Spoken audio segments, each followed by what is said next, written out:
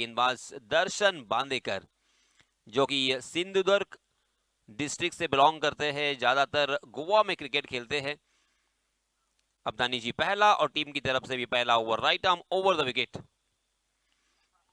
पहली गेंद पर चकमा दिया है, कहीं पे निगाह है, कहीं पे निशाना, बड़ी मछली जाल में। पहली गेंद पर गोल्डन डक के शिकार हुए हुसैन टाके मैदान से बाहर।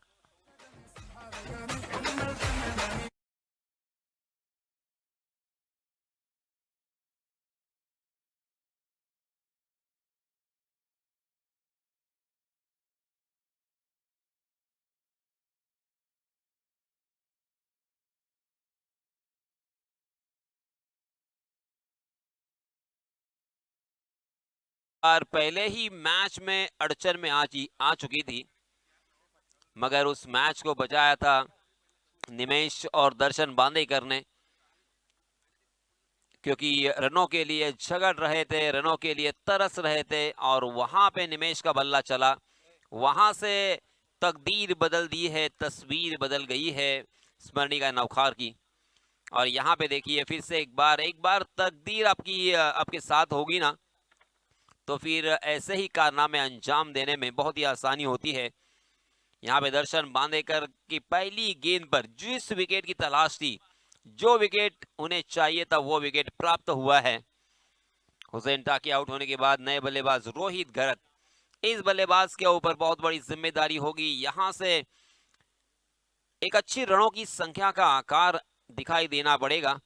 4 ओवर का मैच जरूर है, मगर कम से कम 50 का आंकड़ा छूना होगा, तब जाके स्मरणिका नौखार जैसी एक नामचीन टीम के सामने आप दो हाथ कर सकते हैं, फाइट कर सकते हैं।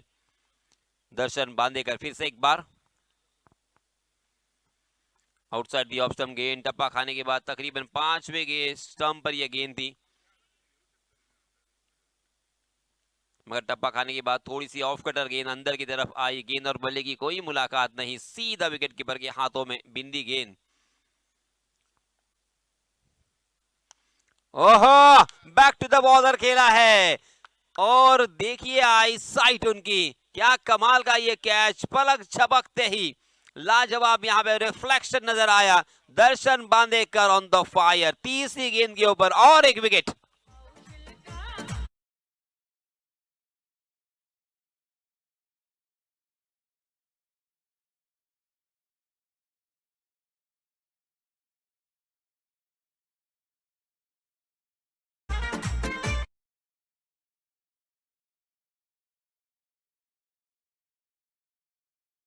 था, मगर क्या कमाल का यहाँ पे रिफ्लेक्शन नजर आया। आप सभी जानते हैं कि रिफ्लेक्शन के बारे में अगर सोचा जाए तो बिल्ली के पास लाजवाब रिफ्लेक्शन होता है, और इसी वजह से वो हमेशा सांप को मारती है, क्योंकि जब तक सांप रिएक्ट करे उसके पहले ही रिएक्ट करती है बिल्ली। और ये रिफ्लेक्शन का फिर से एक बार सुनहरा लाजवाब एक नजराना हमें दिखाई दिया यहाँ पे दर्शन बांदेकर के जरिए से। हमारे दरणे गुरुजी ने लिखा है पहली गेंद पर W, दूसरी गेंद के ऊपर डॉट यानी 0 लिखा हुआ है। ओहो, फिर से एक बार कैच लपकने का मौका हो सकता था, तकदीर वाले रहे। आहा, आज दर्शन बांदेकर कुछ अलग ही सोच के आए हैं। रायगढ़ में अलीबाग तहसील में बहुत कम मर्तबा खेलते हुए दिखाई देता है ये खिलाड़ी। इस खिलाड़ी ने दिलों पे ऊपर राज किया है, उनके बहुत सारे फैंस हैं, उनको मानने वाले, उनको जानने वाले, उनके फॉलोवर्स भी है, और उसका रीजन मैंने इसके पहले भी बताया। मगर अब यहाँ पे ये देखिए गोल्डन आर्म के साथ गेंदबाजी करते हुए, कभी बल्लेबाजी, कभी गेंदबाजी, कभी फील्डिंग, आज इस खिलाड़ी ने सही मायनों में हम सभी के दिलों को जीत लिया है। वेरी वेल डन दर्शन, क्या बात है। अब ये मेडन ओवर हमें देखने को मिलेगा या नहीं, अंतिम एक गेंद, और इसी के साथ ये 30 गज के दायरे में दर्शन बांदेकर का पहला मेडन ओवर, इस प्रतियोगिता का दूसरा मेडन ओवर। तालियों की गड़गड़ाहट होनी चाहिए। वेरी वेल डन, शानदार, कमालदार और झन्नाटेदार इसे कहते हैं। सामने बल्लेबाज एक से बढ़कर एक बल्लेबाज है, ऊपरी क्रम के बल्लेबाज है। हुसैन टाके उनके सामने थे, यश जंगली उनके सामने थे, रोहित गर्ग उनके सामने थे, उसके बावजूद यहाँ पे मेडन ओवर आता हुआ हमें दिखाई दिया। इसे कहते हैं गेंदबाजी, इसे कहते हैं सही लंबाई और सही दिशा। और इतनी दूर का सफर तय करके वो आए हैं। वो क्यों आए हैं, उन्हें क्यों बुलाया गया है, उसका उत्तम उदाहरण एग्जाम्पल यहाँ पे हमारे सामने उन्होंने सेट किया है। दूसरे ओवर के लिए नए गेंदबाज टीम के कैप्टन मोनिया अर्थात अक्षय पाटिल अपना निजी पहला और टीम की तरफ से दूसरा ओवर लेके आए हैं। Right arm round the wicket, हमेशा की तरह कोण बढ़ाने की कोशिश। और फिर से एक बार देखिए, पहली ही गेंद पर वाइड यॉर्कर और उसी के साथ एक एंगल के साथ गेंदबाजी कर रहे थे। काफी शानदार गेंदबाजी की शुरुआत। जैसे मैंने कहा था कि पहले मैच में ही लग रहा था कि स्मरणिका नौकार इस प्रतियोगिता से बाहर जाएगी, मगर वहां से जो स्पीड उन्हें पकड़ा, हो यहाँ पे थोड़ी देर रुक कर सोच समझ कर बल्लेबाजी की है यश जंगली के बल्ले से आता हुआ ये डीप पॉइंट सीमारिका की।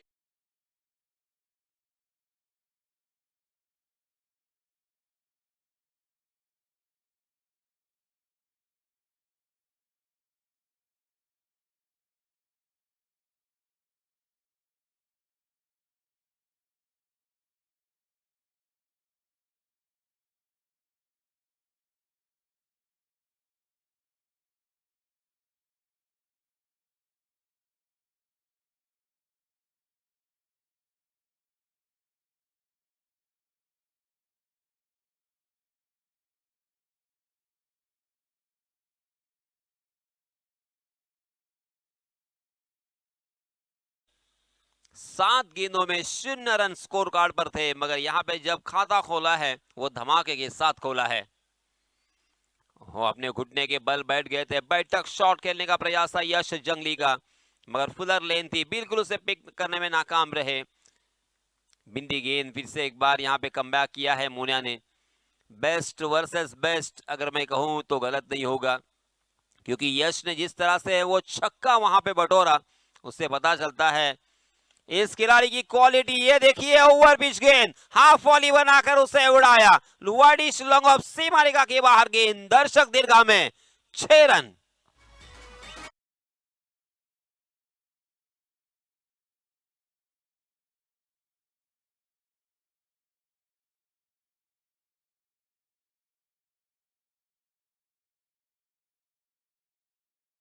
छक्के, यश जंगली फिर से एक बार ये अपर कट उनके बल्ले से, मगर डी पॉइंट में बहुत ही बढ़िया फील्डिंग, सूरज पाटिल वहां पे मौजूद। पहली नजर में ऐसा लग रहा था कि कम से कम 4 मिलेंगे, मगर सूरज पाटिल वहां पे चौकन्ने थे, मुश्तैदी के साथ डटे हुए बहुत ही बढ़िया फील्डिंग करते हुए दिखाई दिए। और इसी वजह से जहां पे 4 मिलने चाहिए थे वहां पे मिला है मात्र 1 ही रन, और इस 1 रन के साथ रनों की संख्या हो चुकी है 13 रन। जी हाँ, इस मतबा गेंद उनके पाले में बहुत ऊंची गई है, और यह क्या, ये शानदार जज वाला कैच।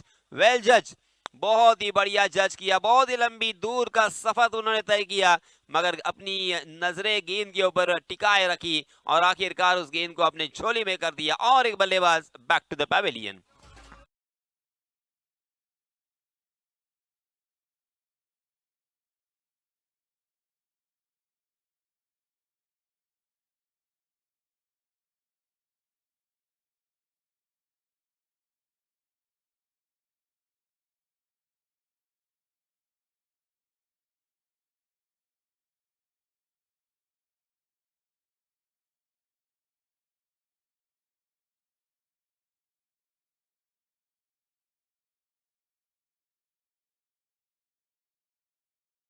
दर्शन बांदेकर ने खर्च किए और दूसरे ओवर में 13 रन खर्च किए हैं, यानी 2 ओवर की समाप्ति के बाद 13 रन स्कोर कार्ड पर लग चुके हैं 3 विकेटों के नुकसान पर।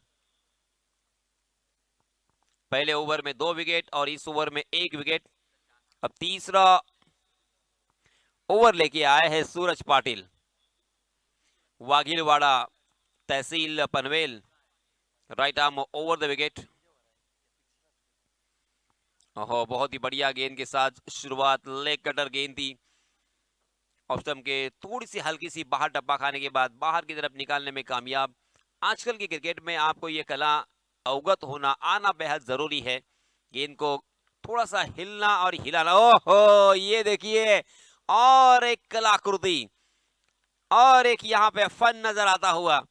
सूरज पाटिल ने अपनी उंगलियों को फेरा है, पेस को निकाल दिया है, हवा में लहराने का टाइम दिया है गेंद को, और बल्लेबाज यश जंगली पूरी तरीके से आश्चर्यचकित रह गए। आहा, सूरज पाटिल ने मेरे ख्याल से फील्डिंग करते हुए ही सोचा होगा कि इस बल्लेबाज को अगर रोकना है तो क्या करना होगा, क्योंकि जिस तरह से उन्होंने 2 छक्के लगाए थे वो समझ चुके थे कि इस बल्लेबाज को अगर रोकना है तो स्लो ओवर 1 का इस्तेमाल करना होगा। और देखिए, जैसे ही गेंदबाजी करने का मौका मिला, पूरी तरीके से अपने दिमाग का और अपने अभ्यास का इस्तेमाल करते हुए बल्लेबाज यश के बल्ले को खामोश करने में कामयाबी हासिल की है। पहली 4 गेंदों में ये पहला रन, पहली 3 गेंदें यश जंगली के सामने उन्होंने बिंदी की। आप सोच सकते हैं कि एक सेट बल्लेबाज है जिनके बल्ले से चौके और छक्के आए हैं। जी हाँ, इसमें दबा ओवर पिच गेंद, किसी भी फील्डर के लिए कोई मौका नहीं है। फील्डर बने हैं दर्शक और दर्शक बने हैं फील्डर। 6 रन।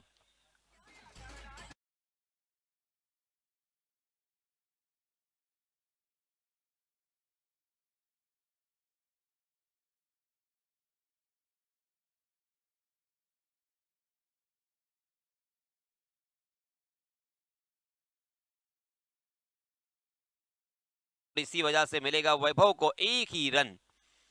देखते देखते 3 ओवर की समाप्ति हो चुकी है। 3 ओवर की समाप्ति के बाद 21 run, 21 for loss of 3 wickets. 7 run के औसत से यहाँ पे रन बंद रहे हैं, जो कि बहुत ही आसानी के साथ चेस कर सकते हैं। मगर दोस्तों, रुकिए थोड़ा, क्योंकि अभी भी 1 ओवर आना बाकी है। इस ओवर में अगर और 20 रन आते हैं ना, तो कम से कम 40 रन स्कोर कार्ड पर नजर आएंगे। और मुझे ऐसा लग रहा है कि 40 रन तो बनाने होंगे, क्योंकि आपके सामने जो टीम है, उस टीम में एक से बढ़कर एक बल्लेबाज मुझे नजर आ रहे हैं। और इसी वजह से एक अच्छा टारगेट आपको सेट करना ही होगा। इस मैच को अगर जीतना है, फाइनल में प्रवेश करना है, फाइनल का मैच अगर खेलने का मौका चाहिए, तो देखिए अभी भी आपके पास 6 गेंदें हैं, अभी भी आपके पास वक्त है। वैभव पाटिल स्ट्राइक एंड पर, जबकि अंतिम ओवर लेके आए हैं हर्षिकेश माली।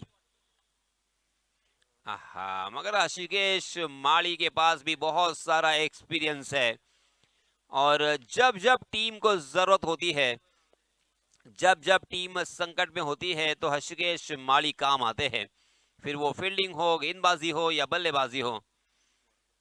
जी हाँ, इसमें दबा लॉफ किया है, हवा में गेंद जरूर है, मगर 1 बाउंस सीधा जाएगी डीप कवर में। वहां पे बहुत ही बढ़िया फील्डिंग, अच्छा थ्रो, उसके बावजूद दोनों भी बल्लेबाजों ने 2 रन मुकम्मल कर लिया, और तीसरे रन के लिए भी दौड़ पड़े, और देखते देखते यहाँ पे तीसरा रन भी पूरा। आंखों पर भरोसा नहीं हो रहा है, ना मुझे ना वहां पे मोनिया को हो रहा है। ये क्या हो रहा है? जहां पे 1 रन मिलना चाहिए था, ठीक है, वहां पे दूसरा रन भी मुकम्मल और तीसरा रन भी ले लिया। रनों की भूख यहाँ पे सब जाहिर हो रही है, रनों की जरूरत है। ये देखिए, फिर से एक बार बहुत ही खूबसूरती के साथ अपने आप को एडजस्ट करते हुए उस गेंद को खेला है अपर कट के रूप में डीप पॉइंट क्षेत्र पर। 4 रन।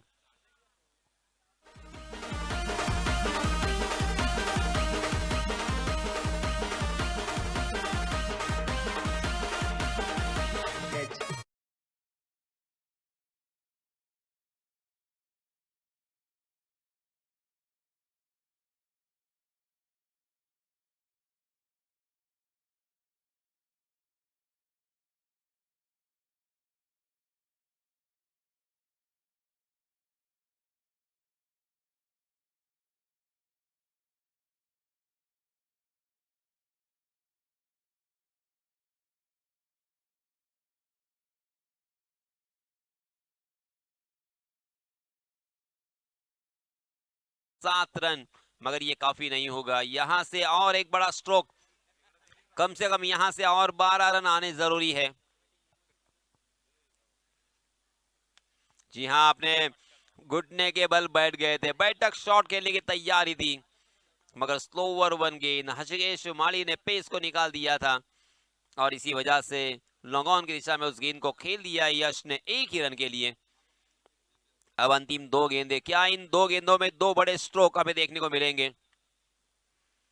ओहो, अच्छी गेंद। हृषिकेश माली, जैसे मैंने कहा कि उनके पास एक्सपीरियंस की कोई कमी नहीं है इस स्लॉग ओवर में। देखिए, अक्सर आपने देखा होगा इस गेंदबाज को स्लॉग ओवर ही करते हैं, और स्लॉग ओवर में किस तरह की गेंदबाजी करनी है उसके अभ्यस्त है, और इसी वजह से बहुत ही बढ़िया गेंदबाजी करते हुए नजर आए।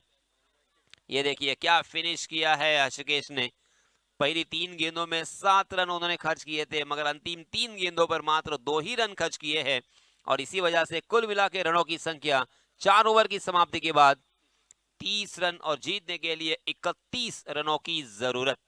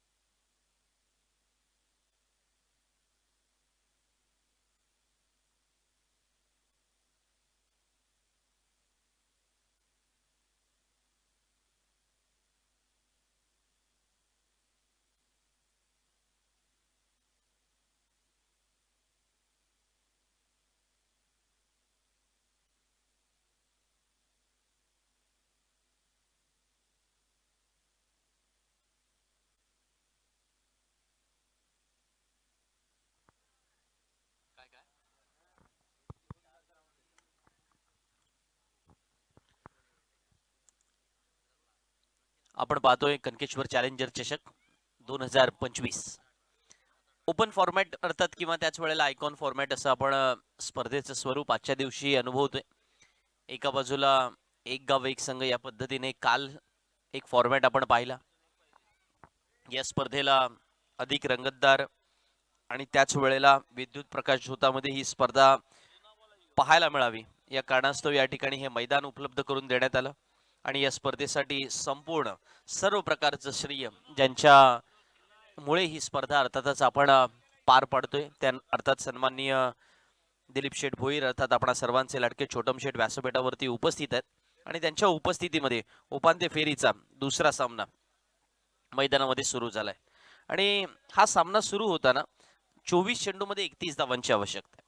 भोसले वॉरियर्स थिरोंडा संघ एका बाजूला आहे, तर स्मरणिका नौकार हा संघ मैदानामध्ये आहे. 24 मध्ये 31 बनवायचे असतील तर आपण साधारण म्हणतो ना की धावा चेस करायच्या असतील तर कशा पद्धतीने विचार करावा. मला वाटतं काही वेळेला आपण म्हणतो ना की ती एक शिकार साधण्याची संधी आहे, किंवा काही वेळेला असंही तुम्ही म्हणू शकता थोडेसे जर मुंबईशी जवळचं नातं तुमचं असेल तर तुम्ही म्हणता ते रेल्वे स्टेशनला एखादं रेल्वे स्टेशन गाठण्याच्या शर्यतीसारखं असू शकतं. अलीकडच्या काळामध्ये GPS लावून आपण मॅप लावतो आणि मग योग्य रस्ता शोधतो. त्या पद्धतीने सुद्धा धावा चेस करणं असतं असंही म्हणू शकता. पण धावा चेस करणं आणि विशेषतः सकाळच्या प्रहरामध्ये जेव्हा मैदानामध्ये थोड्या अंशी का होईना इथे थोडं आल्हाददायक वातावरण आहे असं आपण जरी म्हणत असलो की गरमीचा सीझन सुरू झालेला आहे तरी सुद्धा थंडीचा प्रभाव इथे जाणवतोय. अशा स्वरूपाच्या वातावरणामध्ये 24 मध्ये 31 बनवायचे. समोर बॅटर कोण आहेत मैदानात आपण पाहतोय तर अर्थातच अक्षय पाटील आणि सूरज पाटील ही जोडी मैदानामध्ये आले. आणि गोलंदाजीसाठी पहिल्या षटकासाठी वैभव पाटील गोलंदाजीसाठी सज्ज होत आहेत. पहिल्या षटकातील पहिला चेंडू घेऊन वैभव पाटील राईट मोर द विकेट. स्मरणिका नौकार संघाच्या अक्षय मोन्यासाठी पहिला चेंडू अतिशय भन्नाट वेगाने निघालेला पाहायला मिळाला. या खेळपट्टीवरती थोड्या अंशी तुम्हाला अभ्यास करावा लागेल.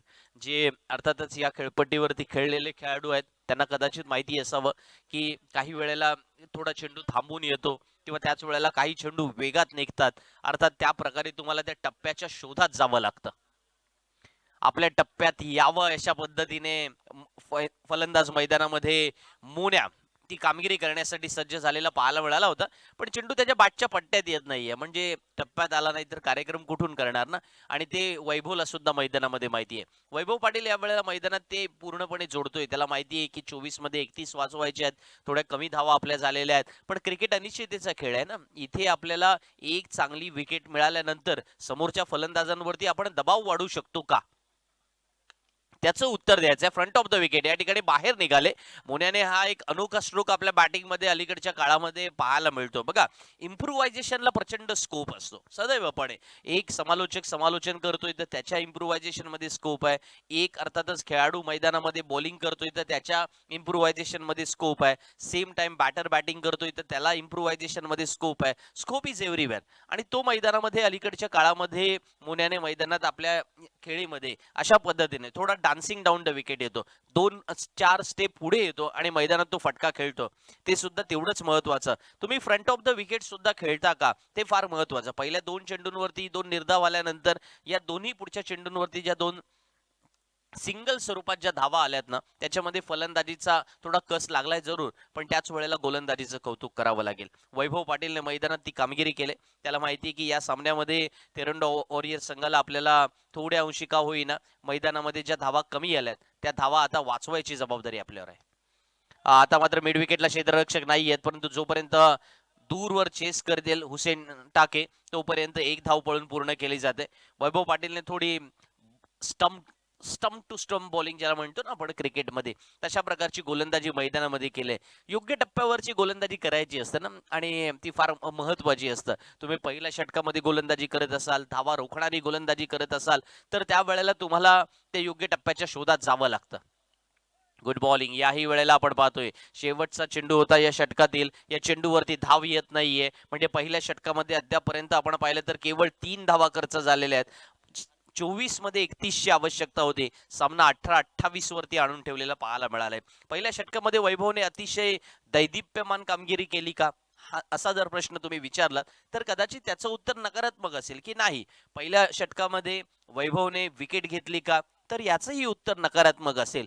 पण प्रत्येक वेळेला एका ठराविक साचेबद्धच प्रश्नांची उत्तरं आपण द्यायची असतात आणि त्याच्यावरतीच आपण परफॉर्मन्स मोजायचा तर असं नाहीये ना. बघा, तुम्हाला ती निडास ट्रॉफी मधली 8 चेंडू मधली 29 धावांची दिनेश कार्तिकची इनिंग आठवते का?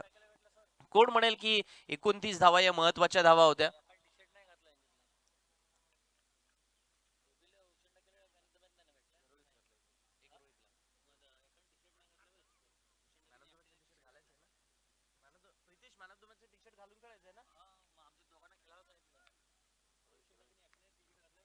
मॅन ऑफ द मॅचचं टी शर्ट घालून खेळायचं आहे.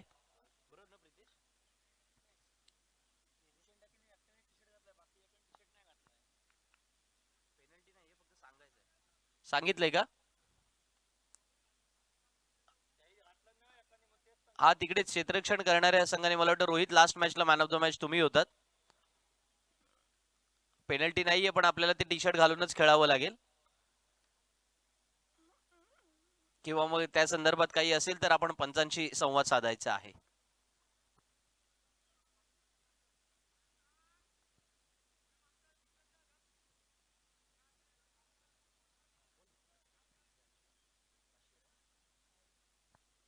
प्रथमेश नाईक, आपण कुठे असाल तर गेटवर जायचंय. आपले आजोबा आपली वाट बघत आहेत.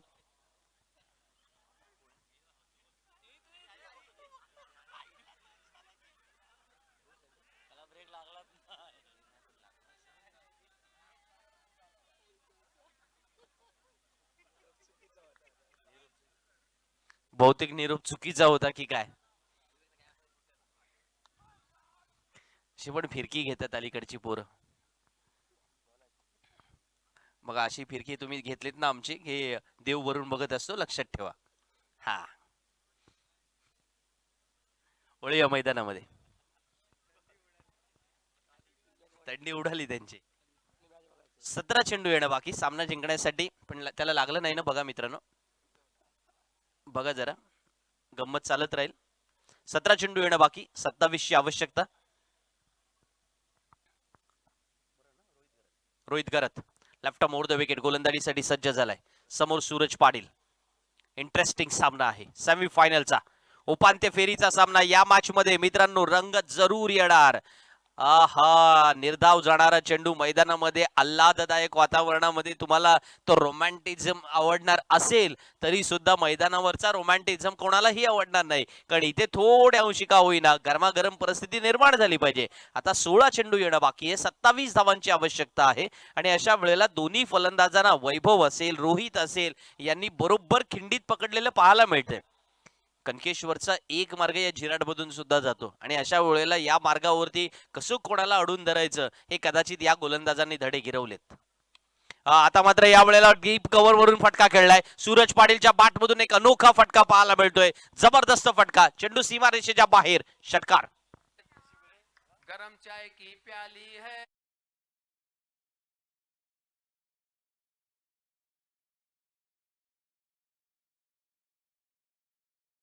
16 चेंडू येणं बाकी आहेत, सॉरी 15 चेंडू येणं बाकी आहेत. सामना जिंकण्यासाठी 21 धावांची आवश्यकता. 15 चेंडू आणि 21 धावांची आवश्यकता.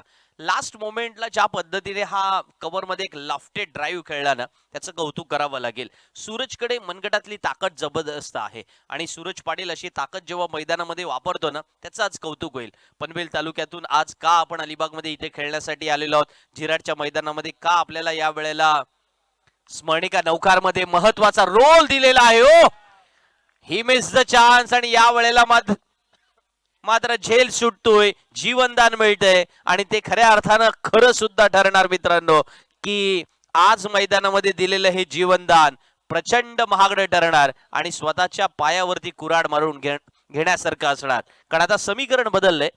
14 चेंडू येणं बाकी आहेत. सामना जिंकण्यासाठी आवश्यकता आहे 15 धावांची. लागोपाठच्या 2 चेंडूंवरती 2 षटकार आलेत आणि रोहित गरतने मैदानामध्ये जो चांगल्या प्रकारे गोलंदाजीचा प्रात्यक्षिक दाखवत होता त्याच्याच गोलंदाजीवरती आक्रमण केलं जात आहे. हा तिसरा षटकार. सामना आजही आमच्याकडे आहे, कालही आमच्याकडे होता आणि तो भविष्यातही आमच्याकडे राहील हे या वेळेला सूरज पाटील मैदानामध्ये दाखवून देतोय. जो रोहित अर्थातच मैदानामध्ये सलग गोलंदाजी करताना फलंदाजी करताना या स्पर्धेमध्ये यशस्वी कामगिरी करत होता, आज त्याचा दिवस या वेळेला तो खराब करून टाकतोय. सूरजच्या बॅटमधून 3 फटके आले आणि चौथा फटका सुद्धा सीमारेषेच्या बाहेर असणार. 1 बाउन्स, चौकार.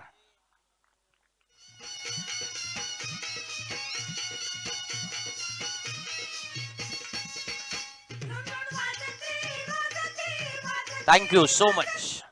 12 चेंडू येणं बाकी. सामना जिंकण्यासाठी 5 धावांची आवश्यकता.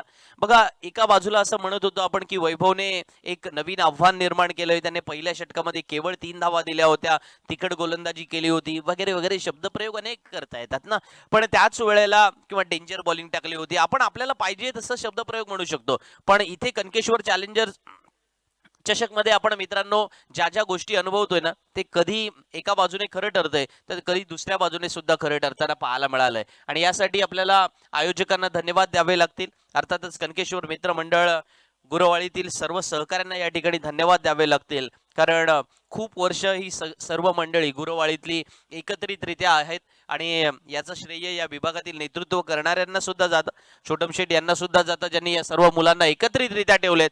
षटकाराने सामना संपवतोय. मोन्या या वेळेला आपल्या स्टाईलने मॅच फिनिश करतोय, सामना जिंकतोय तो अर्थातच स्मरणिका नौखार.